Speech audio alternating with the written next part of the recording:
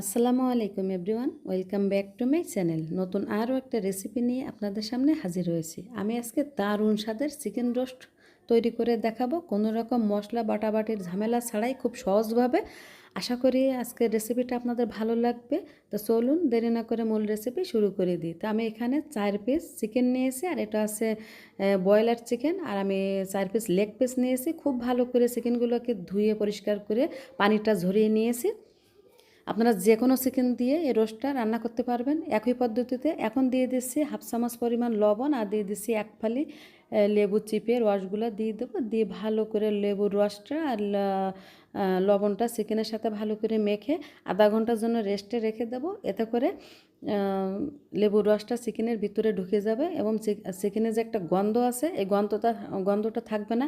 এখন এখানে একটা মশলা তৈরি করে নেব। তো এখানে আমি যে রেডিমেড যে প্যাকেট মশলা আছে রাঁধুনি রেডিমিক্স মশলা, সেখান থেকে আমি 4 ভাগে 3 ভাগ নিয়ে নিলাম। এখন এখানে নিয়ে নিচ্ছি 1 টেবিল চামচ পরিমাণ টক দই, নিয়ে নিচ্ছি 1 টেবিল চামচ পরিমাণ টমেটো সস।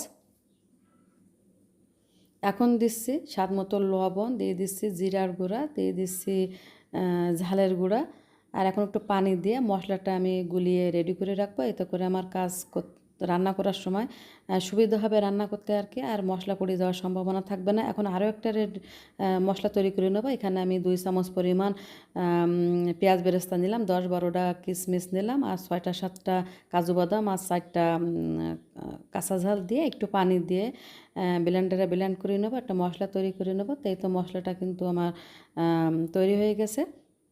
তো এদিক থেকে কিন্তু আধা ঘন্টা রেস্ট হয়ে গেছে মুরগির মাংসগুলো। এখন রান্নার জন্য চুলায় চলে আসলাম। চুলায় একটা প্যান বসিয়ে দিয়ে তেল দিয়েছিলাম। তেলটা যখন একটু গরমে এসেছে তখন একে একে চিকেনের পিসগুলো দিয়ে দেবো।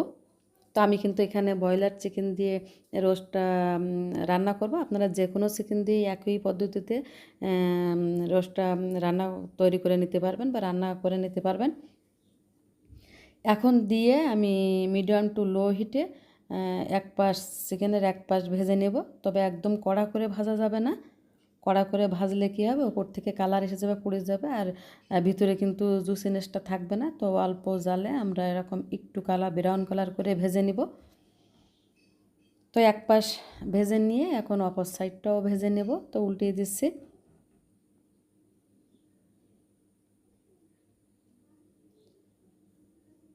তাই তো আমি আরও এক পাশ একইভাবে ভেজে নেব। তো চিকেনগুলো কিন্তু আমি এই যে হালকা ব্রাউন কালার করে ভেজে নিয়েছি। এখন একে একে চিকেন পিসগুলো উঠিয়ে নিচ্ছি।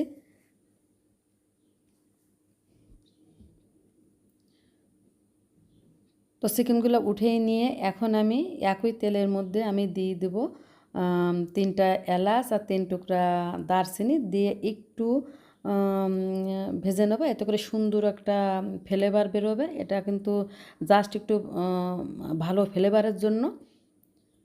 এখন দিয়ে দিচ্ছি রসুন আর পেঁয়াজ বাটা। তো এখানে আমি 2 চামচ পরিমাণ রসুন আর পেঁয়াজ বাটা দিয়ে দিলাম। এখন দিয়ে এই মশলাটা একটু ভেজে নেব যাতে কাঁচা গন্ধটা চলে যায়।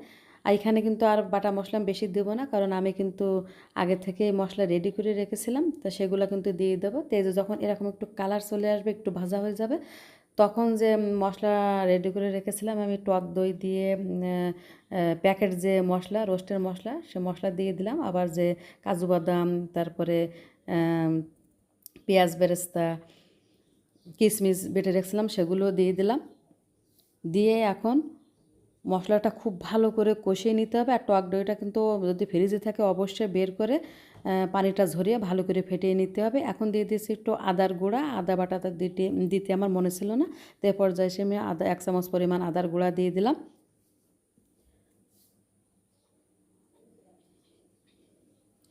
দিয়ে এখন আমাদের কাজ হচ্ছে মশলাটা আমরা অল্প জালে খুব ভালো করে কষিয়ে নেব। মশলাটা যত ভালো করে কষানো হবে এর গ্রেভিটা মানে চিকেনের যে ঝোলটা বা গ্রেভিটা খেতে কিন্তু তত বেশি টেস্টি হবে। তো খুব ভালো করে অল্প জালে এরকম ঢেকে দিয়ে আমরা মশলাটাকে খুব ভালো মতো কষিয়ে নেব। আর আমি যে টমেটো সসটা দিয়েছিলাম ওটা কিন্তু আমার ডিপ ফ্রিজে সংরক্ষণ করা ছিল, কারণ আমি বাড়িতে সসটা তৈরি করেছিলাম। দেখা গেলো কি কিছুদিন পরে কিন্তু সসটা নষ্ট হয়ে যায়, তা আমি করছি কি সসটা তৈরি করে ডিপ ফ্রিজে রেখে দিয়েছিলাম। যখন আমার প্রয়োজন হয় তখন আমি ফ্রিজ থেকে একটু বের করে সেটা কিন্তু আমি কাজে লাগাই। যেমন আজকে আমি রোস্টের জন্য বের করেছিলাম। তো এই তো আর কিন্তু আমি মশলাটা যখন কষেছিলাম তখন কিন্তু একটু পানি দিয়েছিলাম। তো আমি একটু নেড়ে ছেড়ে আবারও ঢেকে দিলাম। ঢেকে আবারও আমি মিনিট 2 এর মতো মশলাটাকে খুব ভালো মতো কষিয়ে নেব। তো এই তো যখন এরকম উপরে তেলটা ফুটিয়ে আসবে, মশলাটা খুব ভালো মতো কষানো হবে, তখন একে একে চিকেন পিসগুলো দিয়ে দেবো।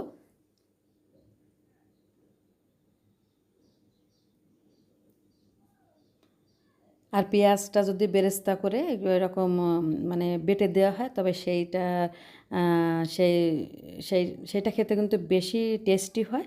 তো আপনারা চেষ্টা করুন অবশ্যই পেঁয়াজ বেরেস্তা করে তারপরে বেটে দিতে। কাঁচা পেঁয়াজটা একটু কম দিলে ভালো হয়, তবে বেরেস্তাটা দিলে বেশি টেস্টি হবে। তো এখন কিন্তু আমি 2 মিনিটের মতো এক পাশ জাল করে নিয়েছিলাম। এখন আমি উল্টিয়ে দেবো। উল্টিয়ে দিয়ে আমি আরও এক পাশ একইভাবে আমি মশলার সাথে খুব ভালো মতো চিকেনটাকে কষিয়ে নেব, যাতে করে চিকেনের ভিতরে মশলাগুলো ভালোভাবে ঢুকে যায়। আর এ পর্যায়ে কিন্তু জালটা অবশ্যই কমিয়ে রাখতে হবে। তো অনেক সময় দেখা গেলো কি তেলের ভিতরে কিন্তু মশলা দিতে গেলেই দেখা গেলো একটা দিতে যায় আর একটা দেওয়ার মাঝে কিন্তু পুড়ে যেতে পারে। তো সেক্ষেত্রে আমরা মশলাটা কিন্তু আগে থেকে ওইভাবে রেডি করে রাখলে আমাদের কাজের সুবিধা হবে আর পুড়ে যাওয়ার সম্ভাবনা কম থাকবে। তো সে কারণে কিন্তু আমি আগে থেকে মশলাগুলো রেডি করে রেখেছিলাম। এখন কিন্তু আমি আরও এক পাশ খুব ভালো করে আমি কষিয়ে নিয়েছি। প্রথমত মশলাটা খুব ভালো করে কষিয়ে নিতে হবে, তারপরে হচ্ছে চিকেনগুলো দিয়ে খুব ভালো করে মশলার সাথে চিকেনগুলো কষাতে হবে, তাহলে মশলাটা ভালোভাবে চিকেনের ভিতরে ঢুকে যাবে। এখন আমি কিন্তু এখানে 4 টেবিল চামচ পরিমাণ গুঁড়ো দুধ আমি 1.5 কাপ পানির মধ্যে গুলিয়ে, হালকা গরম পানির মধ্যে গুলিয়ে এখানে দিয়ে দিলাম। দিয়ে এটা এই পানির মধ্যেই কিন্তু চিকেনটা রান্না হয়ে যাবে, যেহেতু খুব ভালো মতো কষিয়ে নিয়েছে। আর এটা হচ্ছে ব্রয়লার চিকেন, আরও হালকা ভেজে নিয়েছিলাম। তারপরে এখন ঢাকা দিয়ে 10 থেকে 12 মিনিট আমি মিডিয়াম টু লো হিটে জাল করে নেবো। আর মাঝে 2-1 বার ঢাকনা খুলে আমি উল্টে পাল্টে নেড়ে ছেড়ে দেবো। তো এই তো প্রায় 12 মিনিট পরে ফিরে এলাম। তো এখন দিয়ে দিলাম উপর থেকে কিছুটা পেঁয়াজ বেরেস্তা, দিয়ে দিলাম 4-5টা কাঁচামরিচ, সুন্দর একটা ফ্লেভার আসবে। দিয়ে দিলাম 1/2 চামচ পরিমাণ চিনি, আর দিয়ে দিচ্ছি 2 চামচ পরিমাণ ঘি। এতে করে সুন্দর একটা ফ্লেভার আসবে আর খেতে কিন্তু ভালো লাগবে। এখন দিয়ে দেবো 4-5 ফোঁটা কেওড়া জল, আর দিয়ে দেবো 4-5 ফোঁটা গোলাপ জল।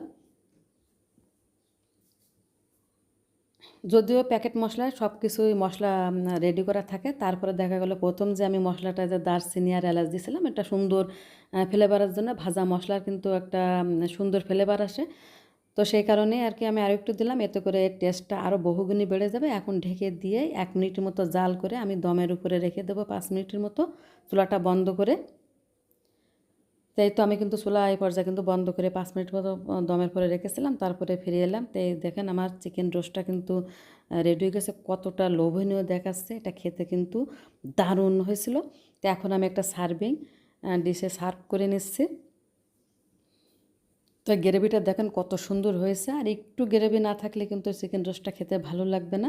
তো এখন আমি উপর থেকে আরও একটু পেঁয়াজ বেরেস্তা দিয়ে দিচ্ছি, এতে করে দেখতে ভালো দেখা যাবে। তো আশা করি আমার আজকের এই রেসিপিটা আপনাদের ভালো লাগবে। আর ভালো লাগলে একটা লাইক দেবেন, কমেন্টস করবেন, শেয়ার করবেন ফ্রেন্ডস অ্যান্ড ফ্যামিলির সাথে।